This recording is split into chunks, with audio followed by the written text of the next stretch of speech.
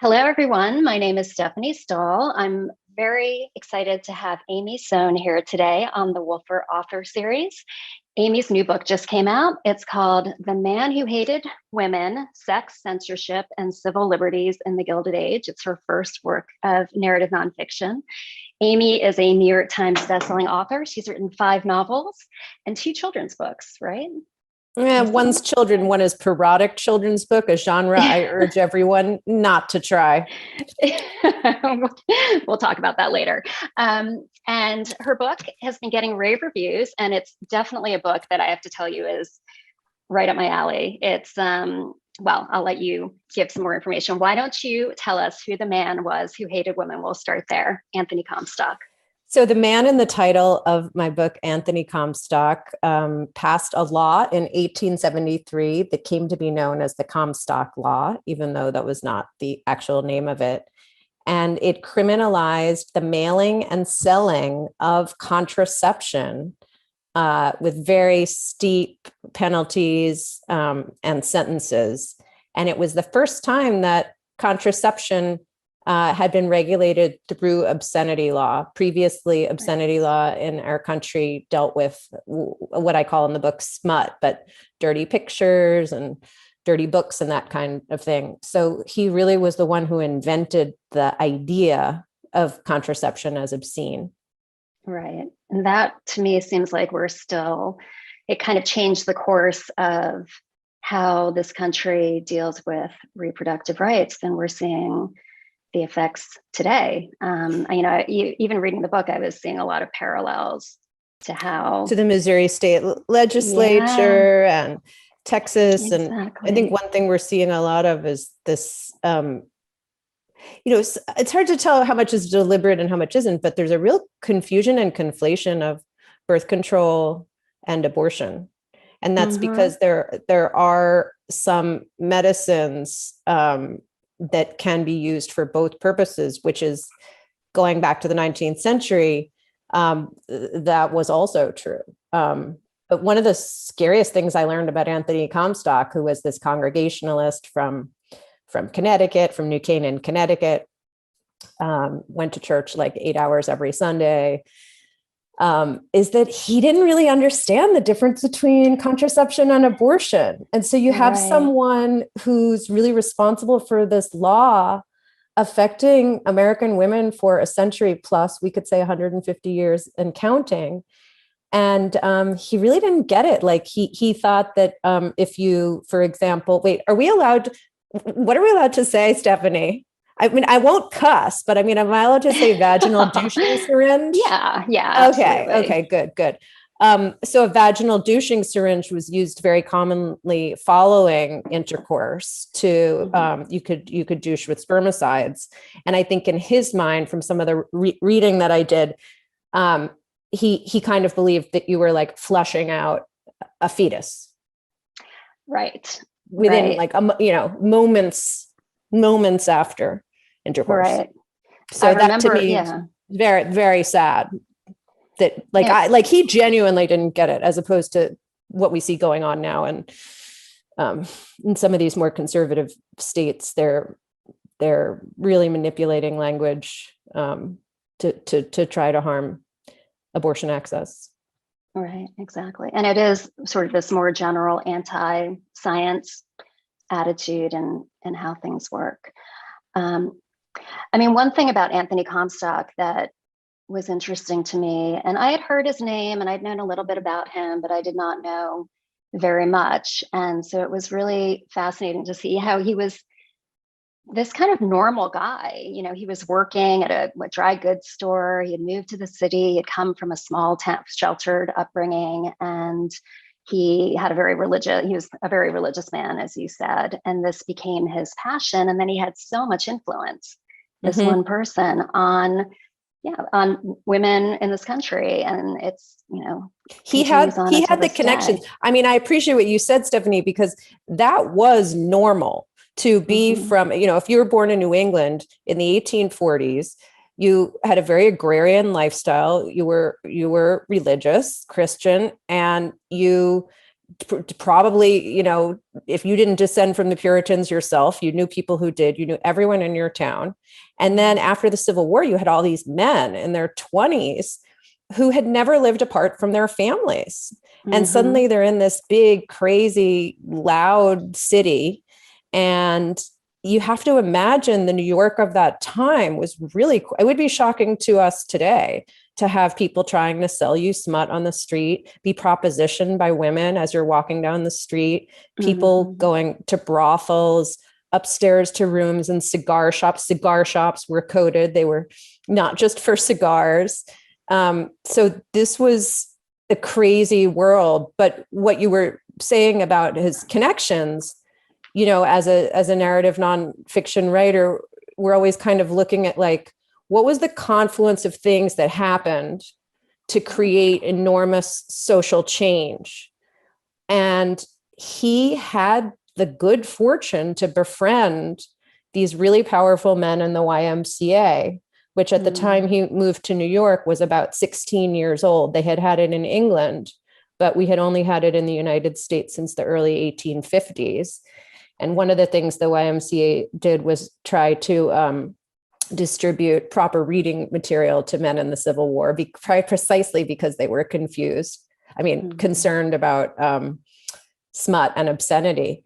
So it's just crazy. Like he wrote a letter to Robert McBurney, whose name might be familiar if you've ever passed the McBurney Y in Manhattan. And he basically said, I want to help. Like, I want to help get rid of obscenity. And his handwriting was so bad that it made its way to Morris Jessup's desk, who was even higher up in the YMCA, and he made him rewrite it. He said, you have to rewrite it. And just like all these little things, like somebody spotted it on a desk. And then, and it was a time where they needed someone who was willing to do it because, turning in dirty booksellers, not necessarily the most popular work, but he did not shy. I guess like the alternate title to the book would be like The Man Who Loved to Be Hated. Like he enjoyed it. Right. Yeah. Interesting. Because he was so certain in his mission.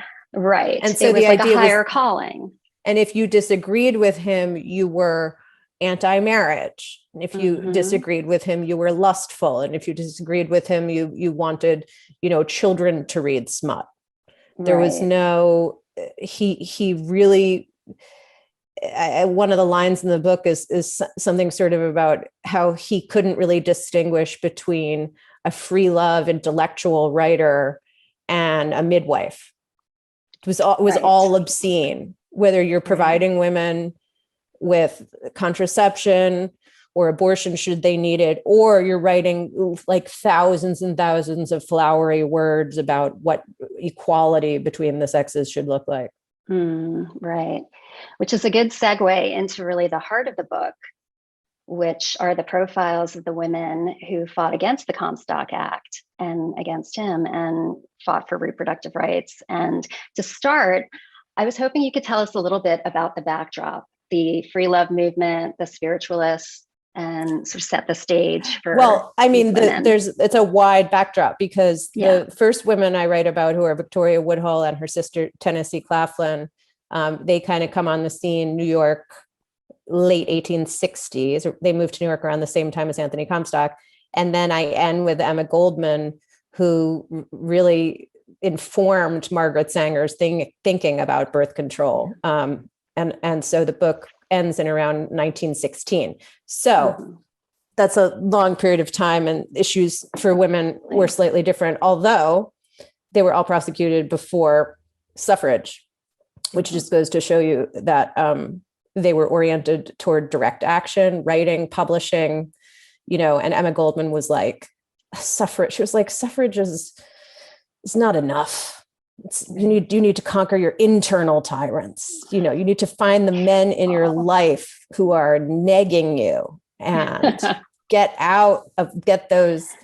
She didn't use the word gaslight because that didn't come around for a while. But so do you want me to talk about, I can start by talking a little bit about spiritualism, and then I'll say a little bit about free love. So spiritualism is a really fascinating movement. It had existed before the Civil War, but it wasn't until the Civil War that so many Americans lost loved ones that they wanted to reconnect with them. And so people started to believe that they could see ghosts. Now, there was a lot of quackery also. There were these girls in upstate New York who said they heard knocking on the wall, and people were paying to see them at P.T. Barnum's in Manhattan, but it turned out that they were faking it. But a lot of people had active relationships with ghosts. And one thing that really interested me about spiritualism is it was a very female movement. It was very woman-led. There were a lot of positions for power for women. And so it was a sphere in which women had influence, and it frequently aligned with radical leftist social movements as well, because spiritualists were kind of they didn't want Christian life to define the way people lived. They were also sympathetic to interesting ideas about equality and that kind of thing. So, for example, Victoria Woodhull and her sister were spiritualists. We don't know if they were charlatans. Right. It's hard to know. And then Ida Craddock, who I write a lot about, was the Quaker-born Philadelphian woman born in 1857 who wanted to be the first woman at the University of Pennsylvania's undergraduate program, was not admitted because she was a woman. And she reminds me a lot of myself, Stephanie, because she was living at home. Okay, this is me, 1996, living at home in Brooklyn Heights. She literally said, I'm living in a cubicle, because her mother had a partition in the living room and she slept behind it. So she's like, I'm living behind the cubicle. She couldn't get into the pen. So she just starts going to the Ridgeway Library and reading everything she can about sex and symbolism. And there is evidence that she was able to get some pretty juicy material there, also ordering books through the mail. And then in 1893, like so many others, she went to see the World's Fair in Chicago, saw the belly dancers, got completely intoxicated, and decided to pitch herself as a sexologist. I love it. This is what happens when women are denied coeducation. They become sexologists. And so she had a long, multi-decade relationship with a ghost who she called Soph, who visited her at night and gave her mind-blowing sex. Although, as I point out in the book, some nights the sex wasn't that good. And I was like, wait, he's a ghost. But he let her down too. Even the ghost. Even in what she called the borderland, there's obstacles to to pleasure. And free love, I think a lot of people hear free love. The first thing they think of is Woodstock, Summer of Love, Haight-Ashbury. But even people who know a little bit about free love in the 1800s, I think people associate that with promiscuity. Maybe they think of free love communes, and there were some, like at Oneida. I always love it when people give Oneida, as wedding, it's like on their registry, and people don't know is the most famous free love commune in American history. Basically, there were communes where you could have multiple relationships with multiple people, and the children did not know who their fathers were. But the most free lovers were what's called monogamists or exclusivists, as opposed to varietists. Right. They could be married. They could have many children, long-time marriages. And really what free love was about was equality between women and men, even division of domestic labor, an end to marital rape, which was a really provocative idea that a woman could say no to her own husband. They were against the kind of Christian influence of marriage laws. They believed that people should be able to write their own wedding contracts. So funny, as I'm talking about this, where you're coming from is interesting. The idea of they wanted looser divorce laws. It was very hard to get divorced at that time.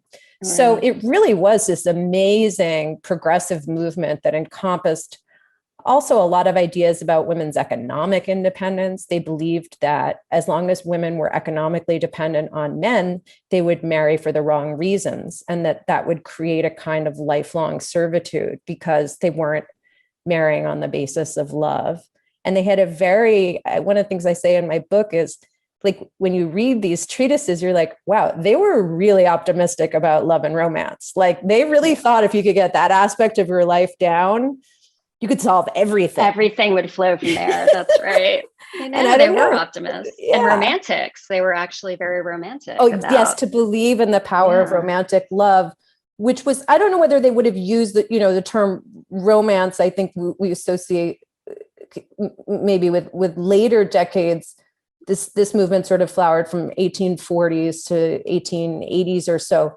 But they did believe in spiritual partners, and they believed that when you love someone, you exchange magnetism during sex. And they practiced a technique which was called male continence, which has a lot of connections to tantric sex, which was the idea not of withdrawal, but actually both partners essentially having spiritual orgasms in which there actually is no ejaculation. Now, that's a beautiful thing for two people, but it could also seriously reduce your chance of getting pregnant if your partner can figure out to channel his orgasm up through his spine and between his eyeballs. I don't know if they always succeeded. And also remember, there was a lot of weird health ideas too. So the loss of semen was seen as detrimental to health. Right. Wanted to preserve what they called the male principle. Yes.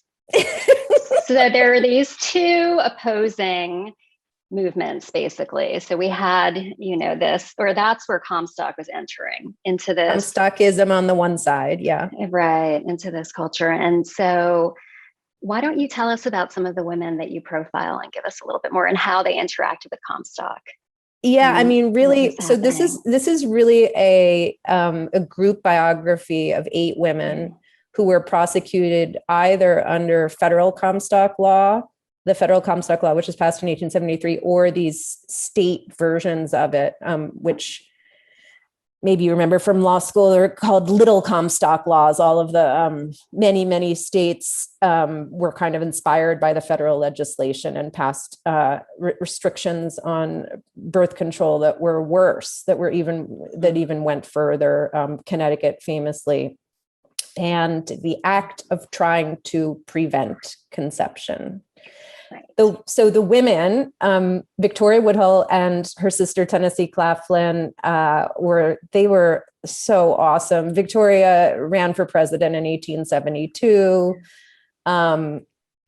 She and her sister Tennessee started the first woman-owned brokerage house. They started a leftist newspaper called Woodhull and Claflin's Weekly, and they tussled with Anthony because they published these 2 scandalous stories in the same issue of the paper. One was about Henry Ward Beecher, who was this very famous preacher at Plymouth Church, not far from where I grew up. And it said that he was having an affair with the wife of one of his proteges. And he was, because later there was an adultery trial, totally separate from what the sisters had to say, dragged on for years and years. And then in the same issue, I think the one that's a little bit less talked about is Tennessee Claflin published the story about a gang rape of a teenage girl that had happened after a masked ball at the Academy of Music, which was then on 14th Street.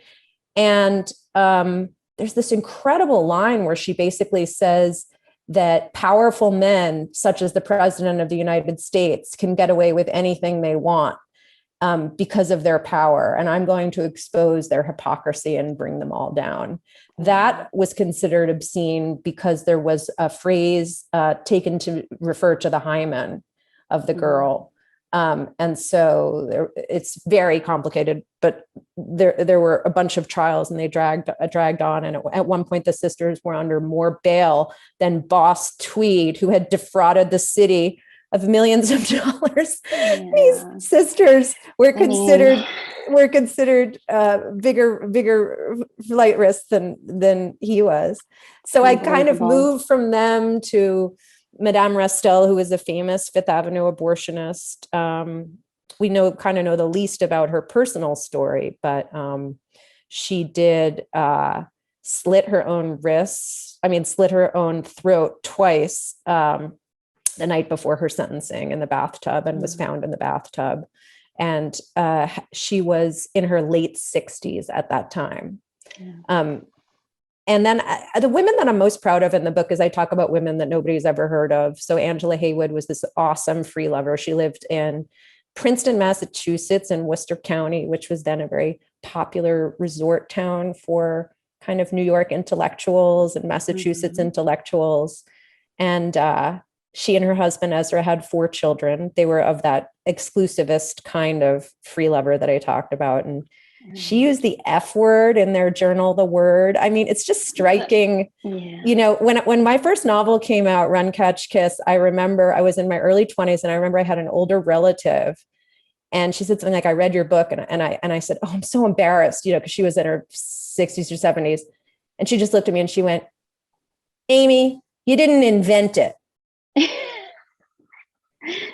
And I feel with this book that that's kind of been the theme of the entire thing, which is that we love to believe, you know, we discovered it all, or if we didn't, you know, Janis Joplin did, or right. No, it's true. And people have been having sex forever. And I should also say, women have actually been having orgasms for longer than we think.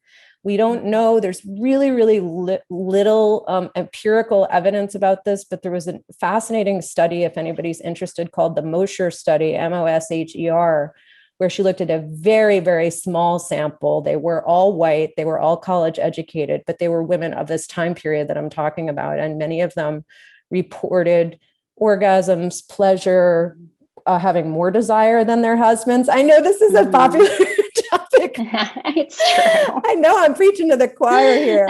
But that was really fascinating to me to realize that, you know, they were not all buttoned up and sex hating to the extent that, you know, sex was bad for them. Remember, as I said before, marital rape was legal and common. Right.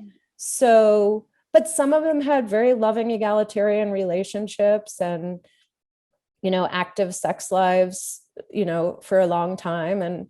And I'd love to know more about it. It's just, it's very hard to get data about the sex lives of Victorian era women. Right. Definitely. So what brought you to this topic? What inspired you to? Well, I was saying before, I was using the term gaslight. I'm obsessed with women and madness because I love all of the movies.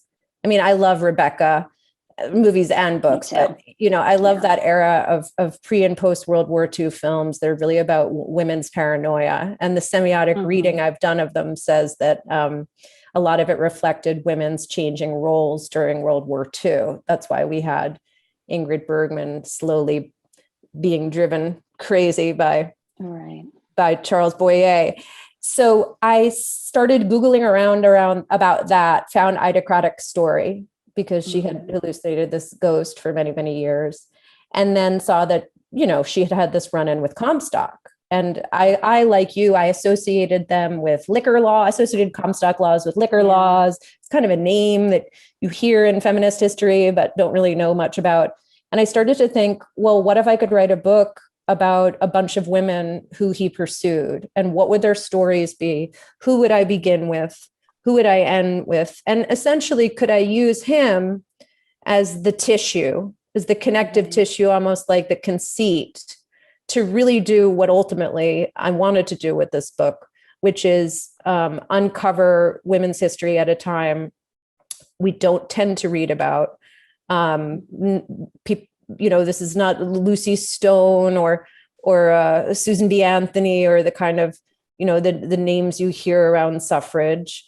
And even though I deal with Emma Goldman and Margaret Sanger, I'm writing about a time period much earlier than what we tend to associate with them, which is the 1910s, which was this rich period of bohemianism when you had the village and, you know, salons. And poor Margaret, she married this guy who wanted to be an artist, and then he never made any money. I know. And then she had to support him. And then she asked for an open marriage, and he said no. He I said only want to be no. with you. She seems to have married someone wealthy later in life, but I don't know what their arrangement was.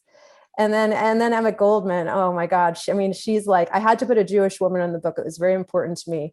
And Emma Goldman is just absolutely fascinating because she has filthy love letters to her manager, Ben Reitman, and really was in what we would call today a dysfunctional or codependent relationship.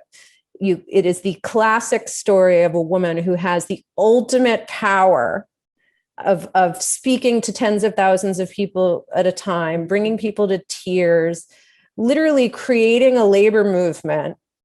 And then in her personal life, just was devastated by his constant affairs. He stole money from her and gave it to his mother.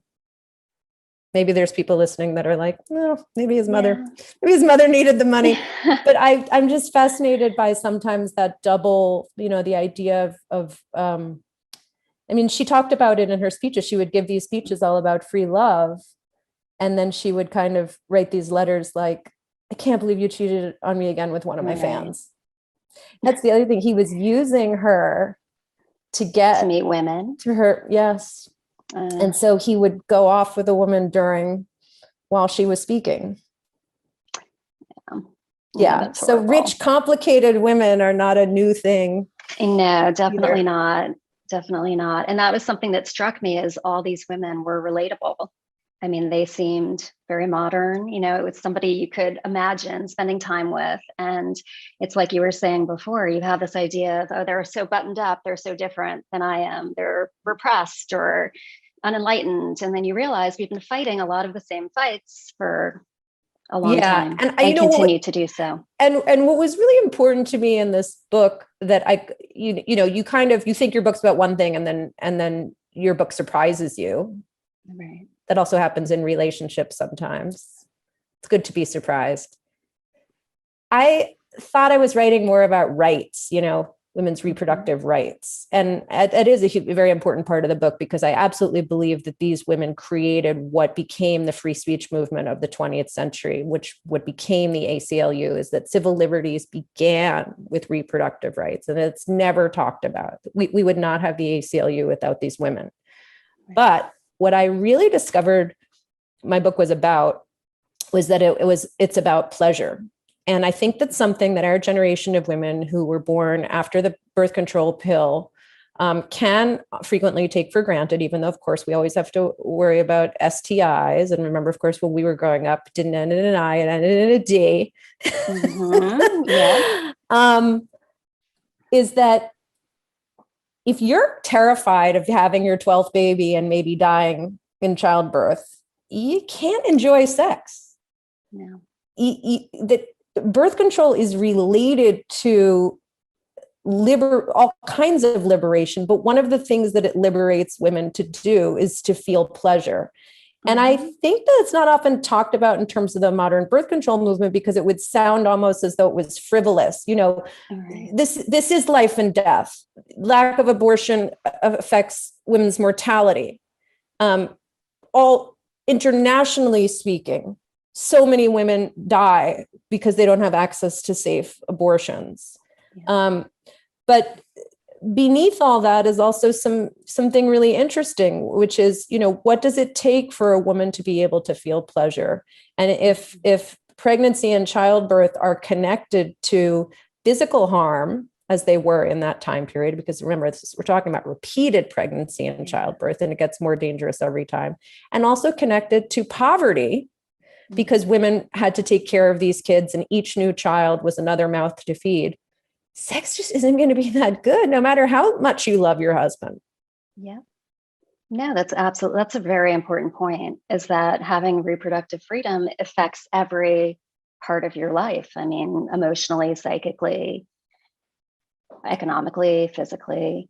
So it is a fundamental right that is just continually assaulted. And it was infuriating while reading your book, and invigorating too, to just see how this elastic term of obscenity was used to cover so much. I mean, something so basic, what should be a basic freedom for women, and have it become the stuff of obscenity. It's crazy. It's so crazy. And it worked because there was kind of a heyday of advice literature. This is another thing that surprised me, is if you were, say, a newlywed in like 1845, you could get books that talked about contraceptive techniques. Now, a lot of them were related to washes and douches and things like that. Right. But there is some evidence that actually is, we wouldn't consider it effective by today's standards, but it did reduce women who used these spermicidal syringes had children that were spaced twice as far apart in years as women who didn't. So there was this kind of boom in advice literature, which I love. People were getting common sense advice. And then one of the things the Comstock laws did was a lot of that went underground. It was harder to get your hands on these books. They were advertised in ways that were so discreet that you were no longer aware that it might have marital, they would call like marriage manuals or marital advice, which really meant sex advice. And doctors were scared, well-meaning doctors were more cautious, and druggists were also more cautious, because a lot of women got these, syringes from their druggists, and they started to be advertised as like a syringe for health, or syringe for hygiene, or the married woman's companion, and that kind of thing. So, and I said this when I was on my Fresh Air, which is like such a life dream, but talking to you is almost as good as talking to Stephanie. Thank you. A single woman in the United States could not get contraception from her doctor until 1972. The Comstock Law was passed in 1873. The first blow to the birth control provision was Griswold versus Connecticut, which allowed married women to get contraception from their doctors using language around privacy. But it was not until 1972, a year before I was born, that a single woman could get it from a doctor. And it blows your mind. It blows your mind. I know, that was the year I was born, 1972. There you go. Yeah. And I do remember my very first volunteer job when I was 15 was working for Planned Parenthood, and, calling. And I mean, it's just, I couldn't believe it. I couldn't believe that there was no access to birth control. And that now we're in this new phase of it, where I think you and I, depending what state you grew up in, we really did take our reproductive rights for granted until I remember the early 90s going to a rally in Washington, D.C. Yeah. You remember that one? I was there too. Yes. Yeah. 92, 91. I think it was 1992. And what we see going on now, I just feel like some perhaps younger women are living under a rock, because if they don't have connections to women in the 20 states where it's virtually impossible to get an abortion, they don't realize that the landscape is not good. And it's a form of, we've always had a two-tiered system around abortion, which was that wealthier women were able to get them. Now we have that in combination with a geographically two-tiered system, which is the chance of where you live will define your access. And that's not something women can control. People live where their families are and their connections are and their work is. So it's very scary, very, very, very scary to see what the Supreme Court is going to do when they hear this Mississippi case in October. Yeah, it is. It's terrifying, Shirley. So the last question I have for you is, I saw somewhere that you had written, this is a book that I could only write in my 40s. And since this is the Wolfer, I wanted you to expand on that. I know you've talked a little bit about it, but if you could. Yeah, sure. I mean, okay, well, first of all, narrative nonfiction is a lot of work. I had written a bunch of novels and I thought, well, I'll just do this and then I don't have to figure out how it ends. It turns out it was 4 or 5 years of painstaking research all over the country. which I loved every minute of it, because, you know, we all like to joke around that, like, if we all could just research our books and then not write them, we would really prefer it. Because you're having these breaks in the case and you're like, oh my God, I found so-and-so's handwriting. Yeah. But I think part of it is what we were talking about before, about pleasure and kind of claiming what you need to be happy and to feel joy in life. And I found it just inspiring that so many of these women were asking themselves these same questions. And most of the women I write about are the Wolfer demographic. It's true. Absolutely. Yeah. I mean, Absolutely. maybe why were there no young women? I mean, they were just at the time that they were really engaging with these issues. A lot of them were already mothers. Mm-hmm. So, for example, Victoria Woodhull, her son was developmentally disabled, and she believed that that was because her husband was an alcoholic. Now, we know the father of the boy was an alcoholic. We know that scientifically that's not true, but she was looking at all these, you know, social problems. What can we do about alcoholism? What can we do about poverty?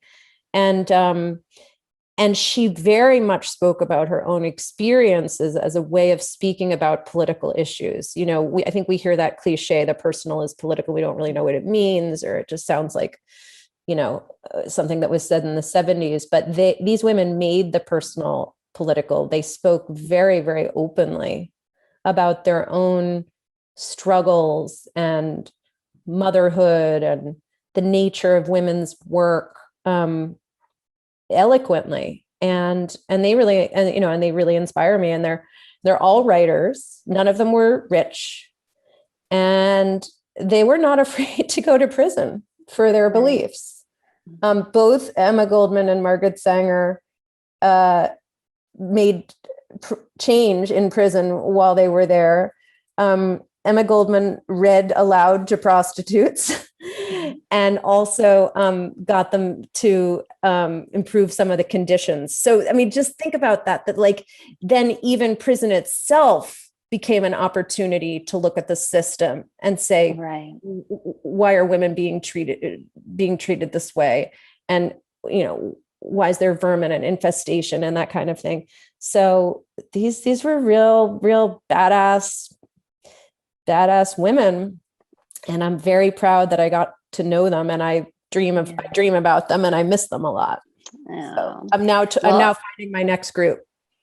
Yeah, that was going to be my next question, is if you have an idea, maybe you don't want to talk about it, but it's a later time period. Yeah, because finding these stories is very, very tough. And but you know, women's history is tough whenever you're doing it, because you have to dig. We don't have archives. We just don't. And one of the best pieces of advice I got was from my friend Ruth Franklin, who wrote Shirley Jackson, A Rather Haunted Life. And we're doing an event tonight at A Room of One's Own in Madison. Fantastic. She said, you got to work backwards, basically follow the men. And so it's so sad, but if you can find the men or any famous person that they interacted with, then you can go backwards. So it's who did the unknown people know, who do have records and archives, and then trace back. Anyway, the point is, save all your letters. Save all your love letters. Well, and also I just have to say thank you for bringing these women alive and giving us a chance to get to know them. And to the Wolfer community, again, the book is The Man Who Hated Women. Author is Amy Sohn, and it's a gripping fast. I started it and I couldn't put it down. So it's really great storytelling. It's enormously researched. You can find it at your local bookstore or on bookshop.org.